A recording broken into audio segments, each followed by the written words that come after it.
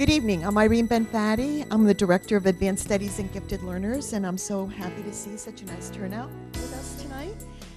We offer our workshops for our parents as often as we possibly can. We did last year, and we're offering again this year. We've invited Carolyn Coil back.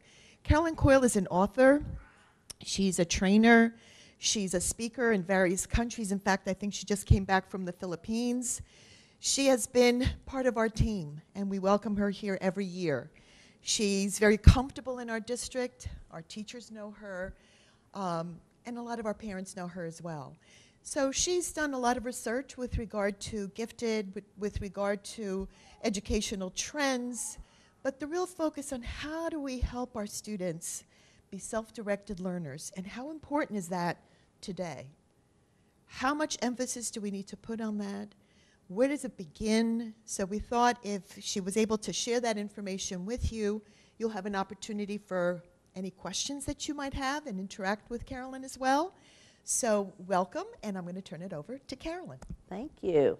I really am happy to be back. This is, I think, probably my fourth time back here working with parents, so I feel really comfortable doing it. I don't know what they do with all the videos that I've done before, so it's kind of funny to think, okay, here's yet another one to go. One thing that never hits the introduction, but I think it's important to me, and I think it might be important to you. I'm the mother of two gifted sons. They are grown up at this point, but they did go through schools in Florida. We lived over in Polk County, and so I've kind of been there, done that with my own sons. And at this point, I have one identified gifted granddaughter who is over in Brevard County. So I feel like I have a lot to my heart that goes right out to you, because I'm kind of experiencing a lot of the same things that parents, probably all over the country, not just in the state of Florida. But my experience as a parent and as a grandparent have all been in Florida. So I always like to do parent workshops here in the state. You don't have a set of handouts tonight, and here's the reason. I've really been thinking about this workshop for probably for at least 6 weeks.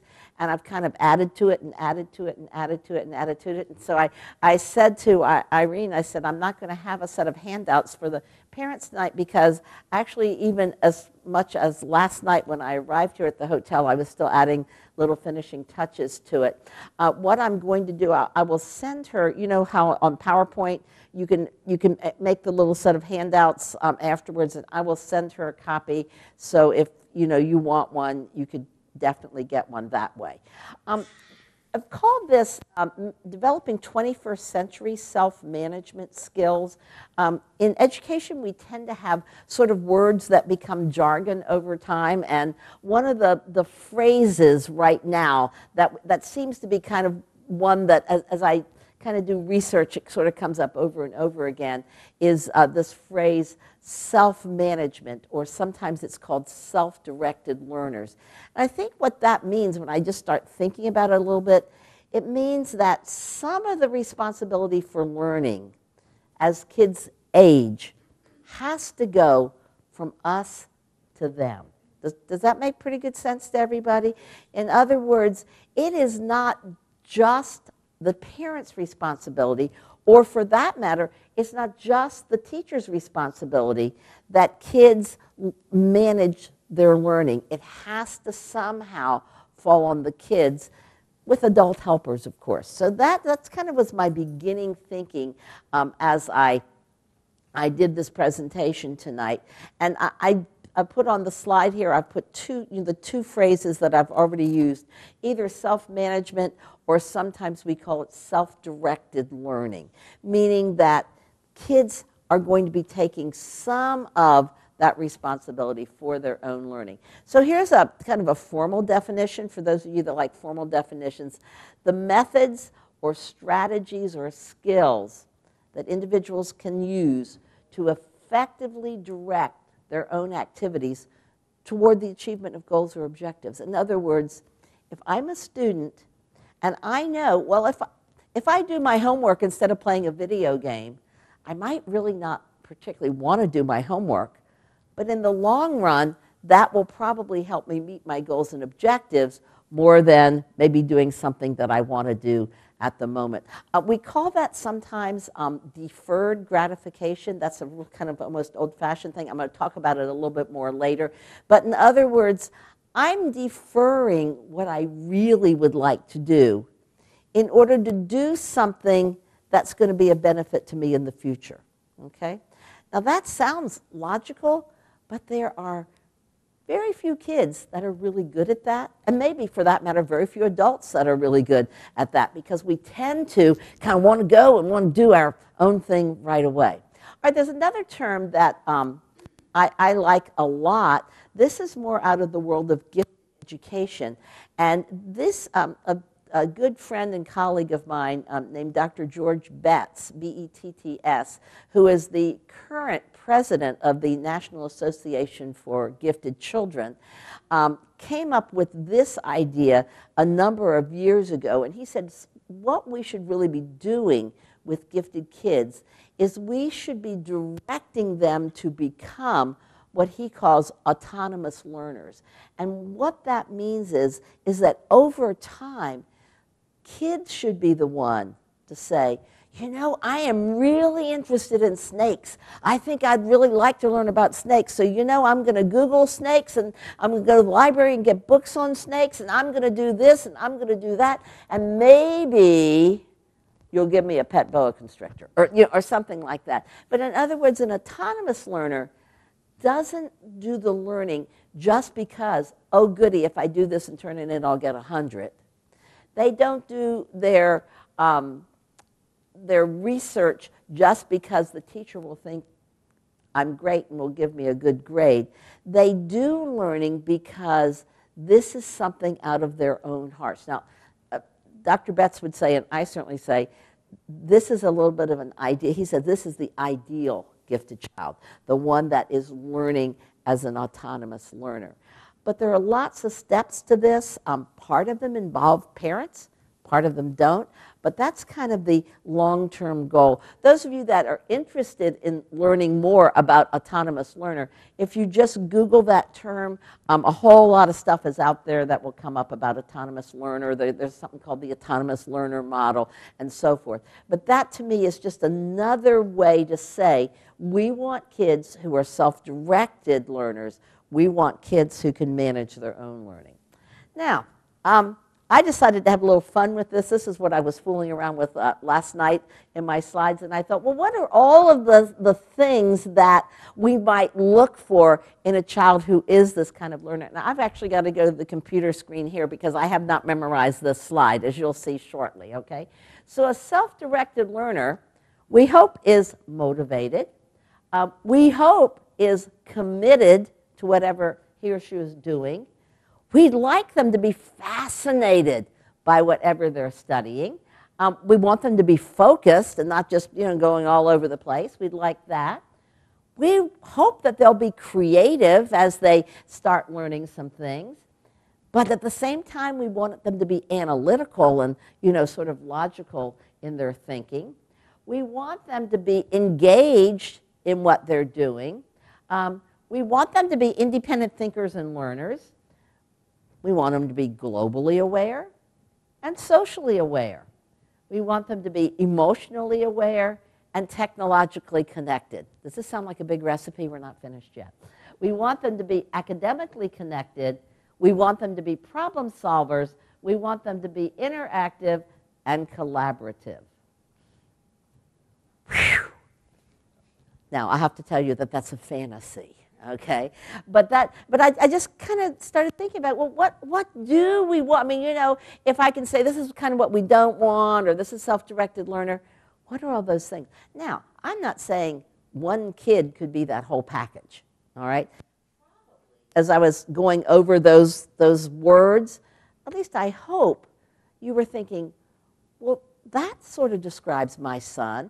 Or, yeah, my daughter is something like that. Or, I know a kid down the street who's like that. So it's not that every kid has to be all those things, but this is what we're hoping for our community of children. When we talk about our gifted kids, this is what we're hoping that we're going to have. And I look at that, and I almost put this on last night, but I didn't. But I almost kind of wanted to do, these kids could save the world, you know, because this is what we want. We want all of these different kinds of thinking and all these different kinds of skills and so forth. That's what we hope that we get out of our kids for our world of tomorrow. Okay, so that was kind of my fun piece, all right? Now, thought about, so I wanted to have the good thing before I kind of went into the yes buts, okay? And I did this from a perspective of parenting. In a teacher workshop, I could also say, what are the barriers to self-directed learning? And I could do some things perhaps that teachers do that are barriers. But I thought, well, I'm going to talk to parents and maybe some grandparents here. What are sometimes barriers to self-directed learning that you might do? And the first thing that came to my mind, this is a phrase that you've probably heard, and I'm going to kind of talk about the good, the bad, and the ugly on this one. Something called helicopter parenting, and I want you to see that my little helicopter is kind of just going over a city. I picture that one sort of like a traffic helicopter. I live in Atlanta, Georgia now, and we have lots of traffic in Atlanta, Georgia, and there are probably 5 or 6 traffic helicopters out in the rush hour in the morning and the rush hour in the afternoon. And basically what they're doing really is they're saying, oh, there's a big wreck on I-75. It might be a good idea to go off at exit 230 and wind around and come back out. You know, they kind of do that. It's very benign, you know, generally the traffic helicopters. And that's how I look at if we say, oh, we have a parent kind of doing some helicopter parenting. And when I think about that, I'm thinking this needs to be a balance. Because here's what I see helicopter parenting. A helicopter parent is pretty aware of what's going on in his or her kid's life. I think that's a plus, okay? I think parents that are totally oblivious to what's going on with kids are in for a big shock and maybe big trouble. So I think that's really okay. I think that helicopter parents sometimes get a little too nervous, maybe like, oh, there's a wreck on I-75. Well, helicopter parents might go, oh, you've missed 3 homework assignments. What are we going to do to make that up? You know, so sometimes there's some, you know, action somewhere. And the more action by helicopter parents, the possible detriment it might be to self-directed learning, okay? And for each one of you, it's going to be a different balance. And if you have 2 kids, guess what? It might be a different balance. I had one child, Jack, and I mean, I was aware of what was going on at school with him, but I never said, Jack, you didn't bring your math book home again tonight? You know, I never had to say that. Jack always had his homework. He always did what the teacher said. He always did what I said. You know, he's one of those kind of kids. And then I had Paul. Oh, yeah. First book I ever wrote is called Motivating Underachievers, dedicated to Paul Coil. But anyway, and for him, I had to do a little bit different kind of helicopter parenting. I mean, I had to ask him, did you bring your math book? No, well, I'd start out with, do you have any homework tonight? Always knew what the answer was. Yeah, I've got math. Well, did you bring your math book home tonight? Oh, no, I left it at school. I mean, the custodian knew us by first names, okay, because we'd have to go up there and get it. Well, over time, I realized that for all of his life, and even all of his school life, I couldn't be the person who was responsible for him bringing home his math book. So maybe I'd have to just take a deep breath and say to myself, well, he's just going to have to suffer the consequences. Now, folks, if you care about your kids, that's hard, okay? Because I'm like, but then he might get an F in math. Yeah, actually, he did. You know, but there's sometimes that it's really good for kids to take the consequences of their actions, okay? So, and I'm not giving any parameters as, you know, to what that should be. For some kids, it's one thing. For some kids, another. I will say that we certainly want to keep involved enough in what our kids are doing and aware enough of what our kids are doing that they are not going to get into any serious trouble. And beyond that, they're not going to be a danger to themselves or others. I think those are kind of two givens. But within that framework, we have to decide, when am I just going to let him fail and take the consequence? When am I just going, even though I know the project is due on Friday and it's now Wednesday, and he hasn't started it, I can get all hyperactive, or I can maybe just say a reminder, oh, project's due on Friday, hope you started it. And you know what? If he hasn't, then he has to take the consequences. So that kind of thing is really a judgment call, okay? So I hope you're hearing me. Helicopter parenting is sort of a double-edged sword. We want to be aware. We want to interfere when it's going to be really harmful. Over time, we probably want to interfere less and less with those kinds of things, okay? And then there are some things that we have to take immediate action, all right? I'm thinking of, if they get in real trouble on the internet, we need to know that right away and take action on it. There were I can't even figure this out. I don't have an insider story on it. But there are two girls that left Colorado and got as far as Frankfurt, Germany, because they met somebody on the internet.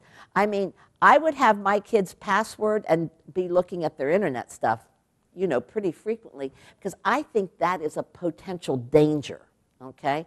So that part, it's like, okay, do we want to be a helicopter parent? Don't we? How much self-direction, how much responsibility and independence do we give our kids, and how much do we keep track of? All right, everybody with me so far on that one? Because this next one is kind of edgy and kind of fun. All right, so remember, plus and a minus to the helicopter parent. Here's what we don't want to do, okay? Now, I would so love to take credit for this. I would just, because I think it's such a cool idea, but I really can't take credit for it. I'm going to add some things to it. But this, I read this about 2 weeks ago, I guess, in the Atlanta paper where I live, and it really caught my eye. This is an article by John Rosamund, who often does pieces on parenting. And his headline that caught my eye immediately was, "Schools need a ceasefire from those Blackhawk parenting types." And I thought, what in the heck is he even talking about? So I'm going to read you a little bit of this, and then I'm going to, you know, embellish and add a little bit to it. But he starts off by saying, "A teacher wrote to me, quote, 'I teach at a very competitive school where parents have developed a mob mentality for bullying administrators and teachers. They have gone beyond helicopter parenting to Apache Blackhawk parenting.'" And then he follows up, "The biggest problem teachers have with parents who can't let their children be responsible for themselves. They help their kids with homework. Often they downright do it for them. If they help their kids study for tests, and they demand of educators that their kids' experience at school be immaculate with never a failure on anything." Now, he then goes on to reflect, but I'm not going to use his reflection. I'm going to use my own reflection. Sometimes in school, I would get in trouble. And mostly I got in trouble for talking, which I think is really funny because now I'm making a living by talking. But, you know, I would get in trouble, and on occasion, the teacher would write a note home to my parents, and it would say something like, "Carolyn was talking too much in school and didn't get her work done," or, you know, something like that. And I would take the note home to my parents. Never in a million years would it have occurred to me that my parents would go to the school and fuss with the teacher. I mean, that would just never have even occurred to me. I'm like, I'm in double trouble now. Not only am I in trouble in school, but I'm going to get a punishment at home too. And I was right. That's what John Rosamund said his parents did, and that's what my parents. If you did something bad, or if you did something, even if I claimed, oh, that teacher's just against me and she hates me and I don't know why I'm in her class anyway, you know what my parents said? in this world, you have to learn to get along with all kinds of people. So you learn to get along with that teacher. Now here's the Blackhawk parent. They would be at school the next day with their lawyer, or maybe they are lawyers, I don't know, all right, and would demand that the grade be changed, that the teaching be changed, that the administrator do something to the teacher. I mean, in other words, when parents come in to be fighters against the school, it is really, really tough for the teacher. It is really tough for your school administrator. But here's even a bigger problem. It absolutely does no good for your kids. And it's good that I don't know any of you, because I have no idea if you've ever done anything. Probably the Blackhawk parents are not even here. But anyway, here's kind of what I'm thinking. What kids learn, instead of learning self-direction, instead of learning taking responsibility, instead of even learning, I sometimes have to get along with somebody I don't like very well, which, by the way, I think are all pretty good life lessons. What they're learning is, if a teacher does something I don't like, I'll just get my parents to figure it out and rescue me. I don't know if you can see on the slide, but there's a guy just ready to go down and rescue, okay? I don't think we want that for our kids, okay? I think it would have to be something extremely serious that you were just so horribly upset about school to even begin to do something like that on behalf of your child, okay? And that would probably be in the realm of, physical abuse or some of those kind of things. But believe me, the Blackhawk parenting usually is about grades, about assignments, about something the teacher said that the child didn't agree with, stuff like that. I'm going to get to this a little bit later, but here's the pattern that our kids really need. It's collaboration and communication between school and home. That's what our kids need.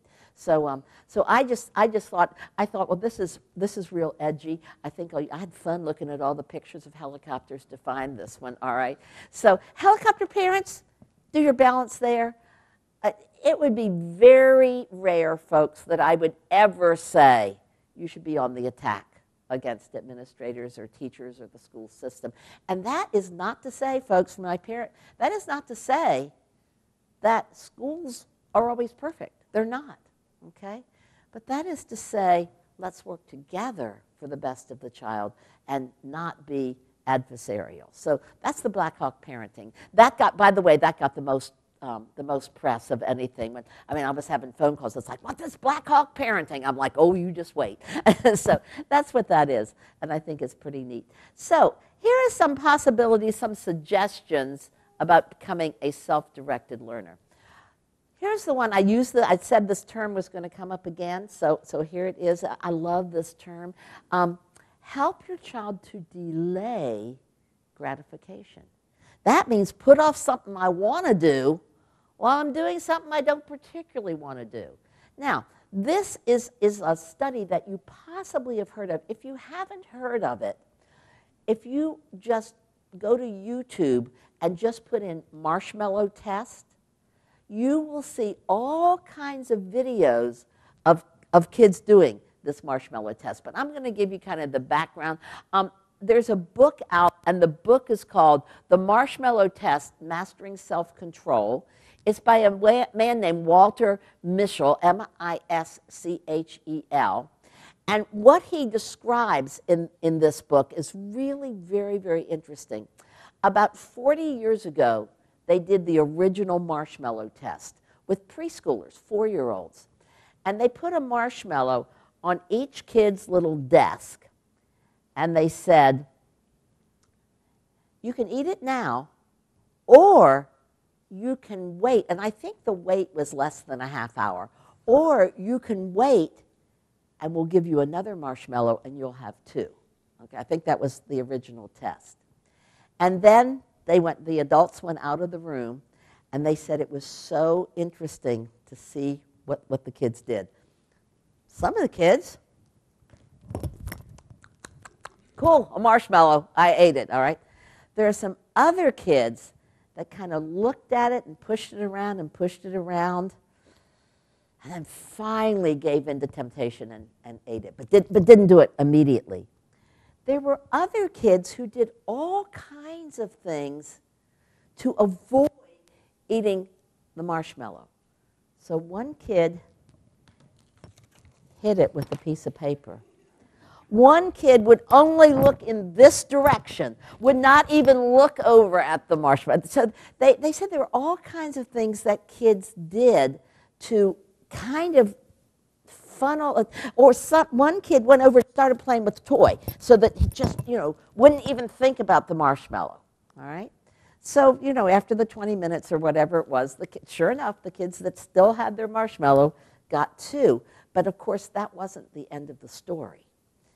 They followed, this research team, and this is what this book is about, followed these kids for 40 years. There's not a whole lot of research we do in education that we can actually follow the same group of kids for 40 years. But they followed for 40 years.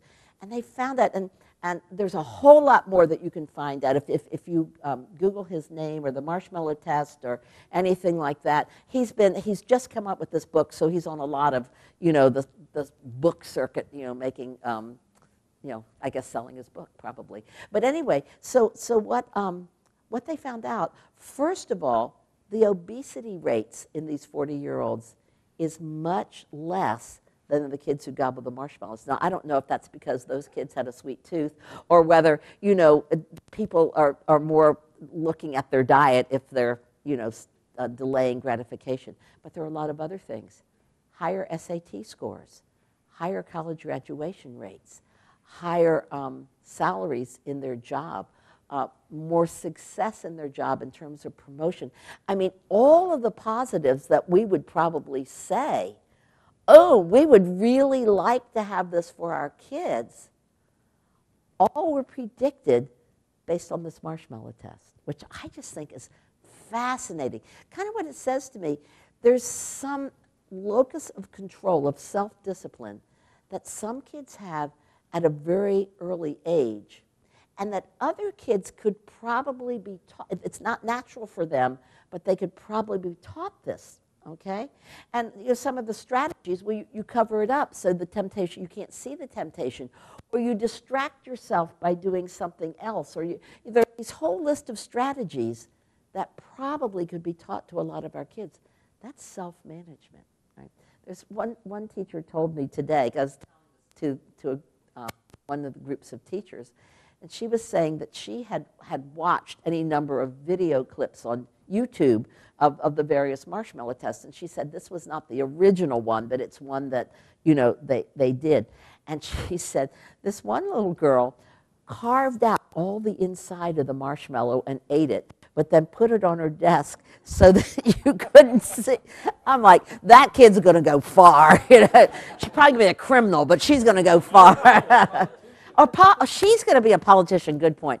But anyway, and I can't remember what school, this one teacher who was telling me that had seen a lot of the video clips, actually the kids had seen any number of the video clips, and she said, this was all last school year, and she said they started referring to things, like if they had, homework that had to be done and they had 3 days, or like, this is like the marshmallow test. And then, are you going to be a marshmallow or are you going to be a achiever kind of thing? So it's just a little shortcut for saying, maybe you should really pay attention to doing the things you're supposed to do and stay away from the figurative marshmallows. So just really kind of interesting research. I like research that I can get my head around. I read some educational research and I'm kind of thinking, I don't even know what they're saying, and I'm, a pretty advanced educator. But stuff like this, I go, this is something that parents could, do with their kids, or it's something that, it doesn't have to be marshmallows, but just teaching kids how to wait. Think of that. We are in an incredibly instant gratification society. I mean, everything is instant, you know? I mean, heck, if I order at McDonald's and I wait more than 3 minutes, it's way too long, you know? We microwave our food. I told my own personal kids, I said, you know what? When we first had a television at my house when I was growing up, I said, here's the first thing. You had to actually get up out of your chair to turn it on. I mean, that was like unbelievable to them. And I said, not only that, after you pulled the button, you had to wait for it to warm up. Really, Mom? How old are you? You know, that kind of thing. So because our kids do live in a world where everything is instant, everything, it is really hard to sort of reteach the skill of waiting for things, okay? In my grandmother's time and my mom, my parents were sort of the World War II greatest generation that time. And even in my childhood, kind of waiting for things was part of what you did, okay? We're not there anymore. It's societal-wise. And yet, school is very much there if you think about it. Think about the message of school. Well, you're in kindergarten. You're going to work, work, work, work, work, work, work. And then you'll be in first grade. Oh, goody. And guess what? You're in first grade, so now you're going to work, work, work, work, work, work, work, and then you'll be in second grade. And you have to do that for 13 years. But even that isn't enough because, you know, you have to get some post-secondary education now. So, and I mean, for kids that are used to instant everything, that whole thing of how long you have to do stuff to ever get finished school, that keeps getting longer, like every year, that's a hard sell, isn't it? It's sort of counterculture. Now, I grew up in the 60s and 70s, and when we said counterculture then, it was kind of like the drug scene or something. I'm talking now, counterculture is defer gratification, study, work hard. You're not going to get the reward right away. And that's really what's required, but it's hard. That's your self-management. That's your self-directed learning. Not easy, okay? Now, I don't mean to put this on as depressing because parents can really move this forward with their kids, you know? And we'll get into a little bit of that. So it's not depressing, but I do think it's harder than it used to be in terms of the environment our kids live in with all the instance, okay? So, and here's the marshmallow chest. Kids have to learn to make choices. Trust is important. They found this out. Kids who trust adults that are telling them to wait, to defer gratification, are much more likely to do it than kids who don't trust what adults say at all. If I'm with an adult and the adult says, if you don't touch that in 15 minutes, I'll give you another one, and I cannot believe a word that adult says ever, heck, I'm probably going to, I'll grab the one I've got and go with it, you know. So I think that's that whole thing about trust. By the way, that has huge impact for parenting. It has huge impact for teaching, huge impact for school, and so forth. That trust factor has to be there. And that's kind of like, do you mean what you say? Parents, don't fall into the trap, which I did sometime, kind of like this. Paul, if you do that again, you are going to be in big trouble. So, of course, what did he do? He'd do it again, and I'd say once again, I told you, don't do that. Don't make idle threats. If you say, don't do that because this is what's going to happen, guess what? Follow through. Follow through. That's part of that trust. Okay? Part of this is enjoying the moment versus getting a future reward. Again, in a land of instant, that's a hard sell, but it's a good sell. Kids who succeeded had attention control. In other words, they could control, I'm not going to pay attention to the marshmallow over here. I'm going to look over there, and I'm going to see the bottle of water instead, or whatever. They could use selective attention. I'm only going to look at you and you. I'm not going to look at the audience back there, okay? Could distract themselves. Okay, I'm going to go play with this toy. And I love this one. They had the ability to cool it. Kids who just had to, it's like, I've got to do it. Oh, I can't help myself. Kind of like that. Other kids like, no, it'll be fine. I'll just cool down. Yeah, pretty cool. Okay, so independence and responsibility. If you've been to my workshops before, it's possible you've seen this part. This is what I call the parent to the rescue trap, okay? And remember when I was talking about helicopter parents, there is a time that you need to rescue your kids, but there are times when you just grin and bear it and let them take the consequences. So this is about kind of school stuff, like if they leave lunch money at home, or I don't know, there's a note that you're supposed to sign in their agenda book and you didn't do it, you know, that kind of thing. Here's kind of my parent to the rescue. If they're in kindergarten through second grade, I think you can do something about once every 2 weeks. I think that's fine. If they're in third through fifth, I like once a month. When I taught, I used to give kids little certificates, you know, for the month. And this, like if your mom has to bring your homework or, you know, a note or whatever, the certificate has to be attached. I'd always have kids that would come after, you know, I'd give it out on the first day of the month. I'd always have kids on the second day of the month come and say, Miss Coil, I lost my certificate. And I would just look and go, oh, well, December 1st is another month. Oh, you mean you're not going to give me another one? No, you lost it. Oh, but that's not fair. Oh, well. And then after a while, they realize, oh, there's a consequence. You're not just going to give me another one because I say I lost the first one. Anyway, 6th to 8th, this is middle school. I've put once every 9 weeks, but this really depends on the grading period in middle schools. Some grading periods in middle schools are 6 weeks, some are 9 weeks. Middle school kids live according to grading period, so once a grading period, whatever that is. 9th through 11th grade, once a semester. They really don't want to see you anyway, but sometimes they really need something, you know. And then 12th grade, get this, never. Now, and this is not a major this is not like my children are now in Frankfurt, Germany, and they have been stopped to going to see. It's not that. This is like school rescues. Okay, so I got a little story on this one to tell you. I'll try to make it little. So I have a son named Jack, and he was the one that always did everything right. Okay. But we had this rule. We had this rule because of Paul, but, you know, it was our household rule, so there we are. So Jack's in 12th grade AP English, and they had this big term paper that was due. And back in those days, we had an Apple IIe computer. Some of you may remember Apple IIe computers.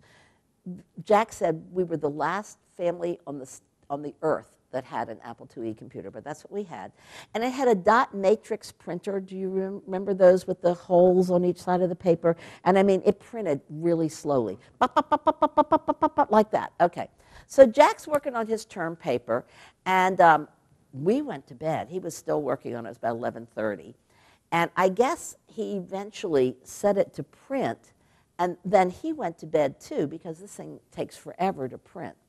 So anyway, the high school where we lived, and I think some high schools here, or maybe all high schools here, started at like 7:10 a.m. So I mean, I was just getting up and getting my shower to get to work by 8:30, and Jack was already gone to school. And so I came out, got my coffee, and our little computer alcove was over, like, kind of past the kitchen, but you could see it as you walked to the kitchen. And the first thing I noticed is there's this paper. You know, the dot matrix printer had paper that was, you know, all attached together. It wasn't like, yeah, exactly. And I mean, it was long. It was about long. I'm like, oh my. There's Jack's term paper. It's due today. Maybe I should take it to him. And then I thought, 12th grade, I'm not rescuing him. So I left it there.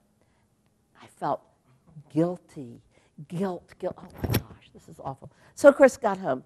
Jack is like, he's in mad kind of angry tears. You know, it's like, you are the meanest mother in the whole world. No other mother would have done that. Now I'm going to get a -10. Oh my, you know. And I'm like, I'm sorry. You're in 12th grade. We're not rescuing you. You're just, nobody else's mother is as mean as yours. You know, that kind of thing. Okay. So anyway, Jack was still valedictorian of the high school. It really didn't matter, but it mattered in here. Okay. So anyway, so then up a few months now, Jack is a freshman at the Air Force Academy. Little bit, you know, sort of rough in terms of punishment. Anyway, he called every Saturday. He always sounded almost dead. Oh, Mom, this is Jack. And oh, hi, how are you doing? Oh. Anyway, that was a typical phone call. But this particular Saturday, he called and he said, Mom, he said, do you remember my English term paper? And I'm like, oh, please don't tell me about that. You're all the way in Colorado Springs, and I'm here in Atlanta. Don't tell me about that. And he said, Mom, he said, thanks for not rescuing me. He said, my roommate and other people here at the academy, some of their parents rescued them even through 12th grade. I think he thought it was a federal law or something. I don't know. And I'm like, really? And he said, Mom, he said, my roommate has 11 demerits.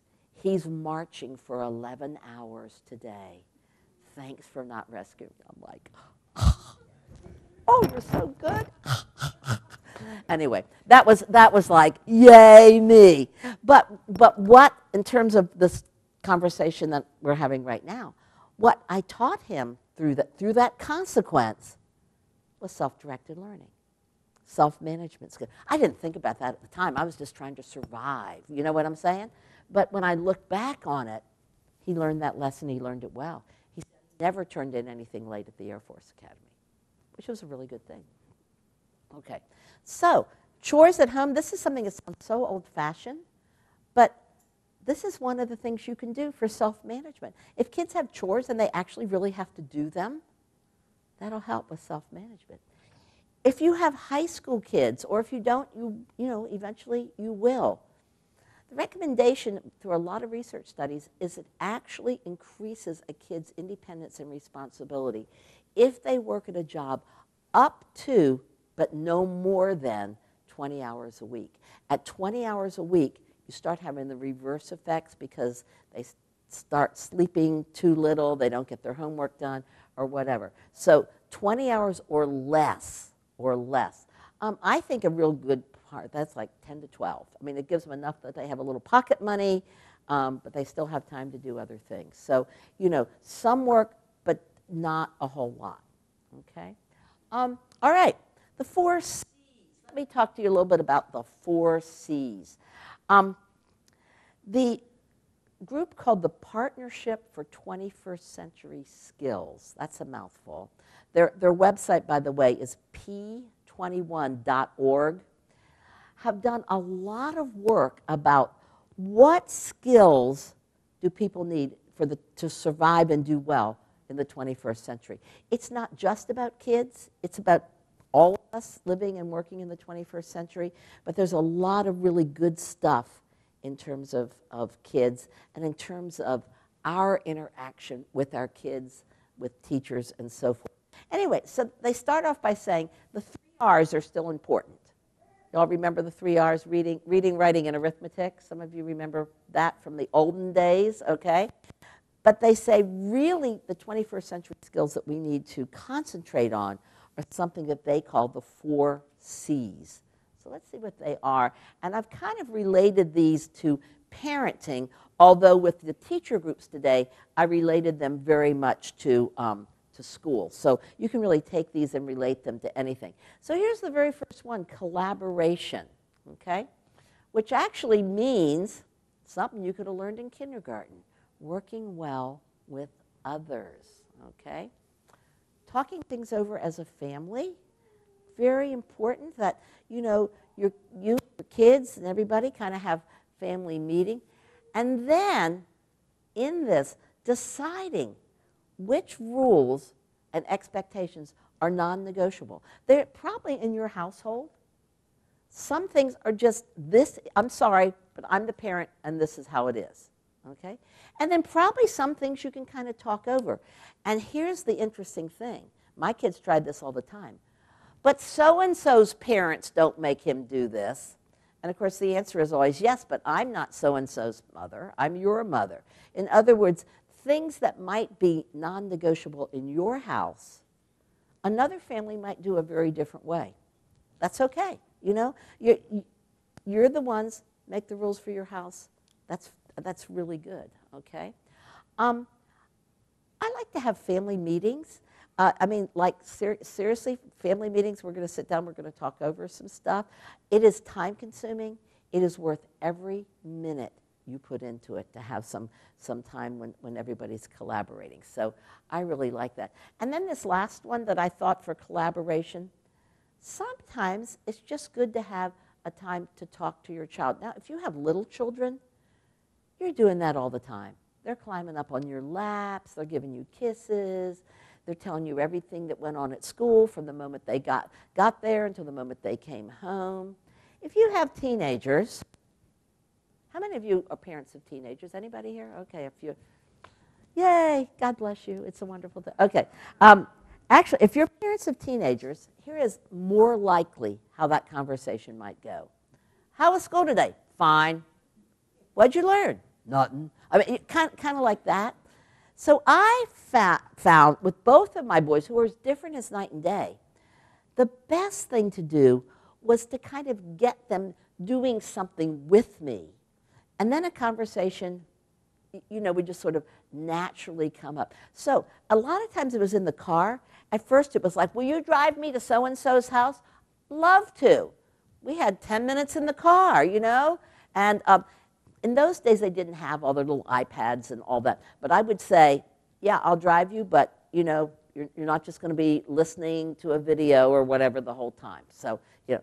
Then it came time that Paul was wanting to get a driver's license. And the rule at that time was you could get a learner's or whatever you wanted to call it permit at age 15, but you actually couldn't get your license to age 16. Folks, that was a whole year. It was the 1 year that Paul would say to me, Mom, can I drive you to the grocery store? Mom, where would you like to go now? And of course, he's driving, so we're talking, and we're talking, and we're talking, all right? So take that opportunity.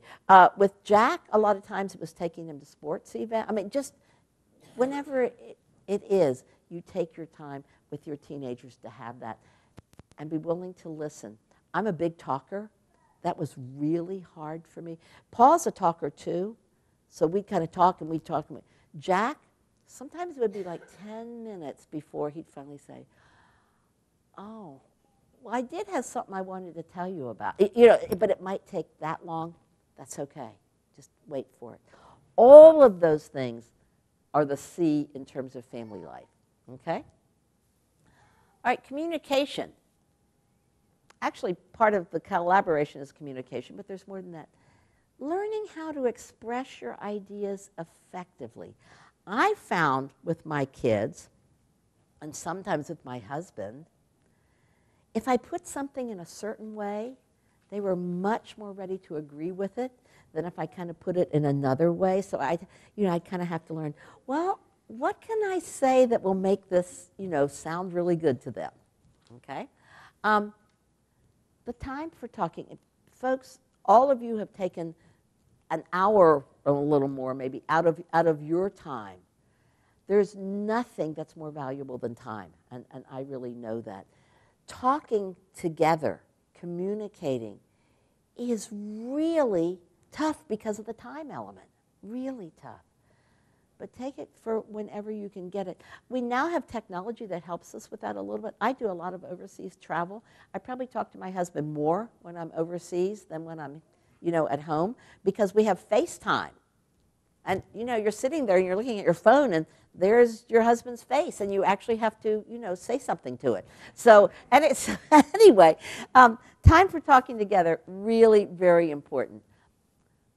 Family stories and family history, that's the one thing that you can share with your child that nobody else can. My parents are both dead now. It's only a couple years since they've been gone, but every day I think of something. I wish I had asked them that. I wish I had talked about that. Take the time to share as much family history and much of this is what your grandmother did, or this is what your mother did, or this is our family roots. Really important in terms of communication. And then this one, I'm not even going to go along with the research studies, just I promise you there are a number of research studies. The more rich vocabulary you use with your kids, the better off they will be in school, okay?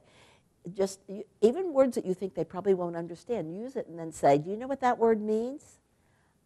That is something I did some of the time, but I wish I had done it more because there's so many rich words out there, and that's something that you really can do.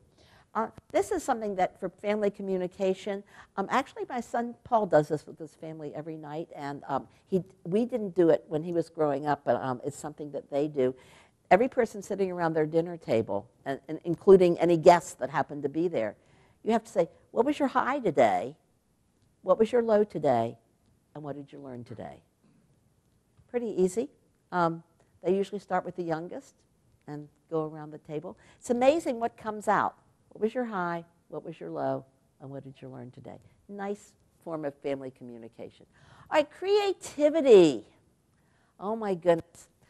Creativity educationally is divergent, thinking lots of different ideas, and convergent, how am I going to make this? What am I going to do right now? Okay. Another 4 educational words: fluency, how many ideas; flexibility, how many different kinds of ideas; originality, nobody has ever thought of this before in their whole life.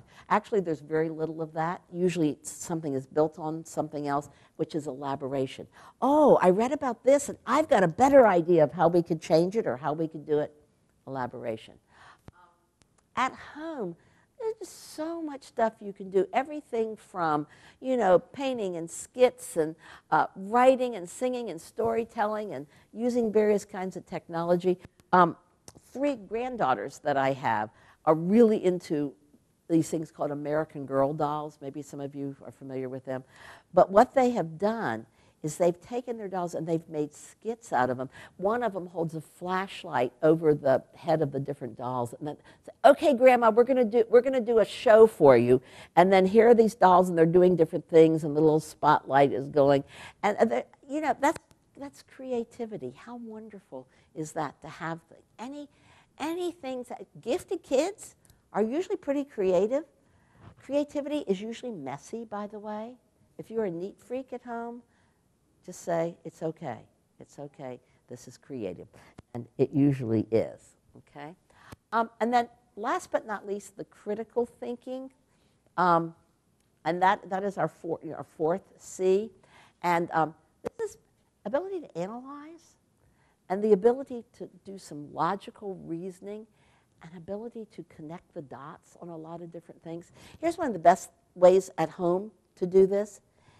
Get your kids involved in some kind of games. It could be some video games, but I'm thinking there are games like chess, all kinds of logical reasoning, or Battleship. There's an electronic Battleship, and then there's also one where you have little pieces, or Clue, or any of those games, whether you do them electronically or if you do them in board games. It's that logical thinking. It's like, well, wait a minute. If the bishop is going to move that way, then would I have to move my queen? And if so, it's all that logical, analytical thinking. Really, really important as a 21st century skill to be able to think over those things. And games are just a great way to do it. Some kids love things like Sudoku or crossword puzzles or logic. All of those things are in that category. And I'm going to end with saying, besides self-directed, because we so believe that that's an important thing, for students to become self-advocates. Even a 7-year-old can very nicely express a concern to a teacher, and the teacher will listen, or I'm sure they will. I'm sure it's all the way you present it. Students need to self-advocate, and you as parents need to know. You can't be with them all the time. There are going to be issues that are going to be difficult for them. If you can train them It's in the presentation. It's how you approach it. It's how you express it. Doesn't happen all at once, but a little bit at a time. Self-advocacy is incredibly important. They're going to need to know that when they get into the older grades, and especially at college, on the job. Think about your own lives. You have to advocate for yourself. Where does Always, that begin? your whole life. So that builds your confidence. It builds your competence. It builds your eloquence in expressing your thoughts. So we work on encouraging that with our students, and I would encourage that with your son as well. Thank you for sharing the evening with us. Thank you so much. Thank you all so much.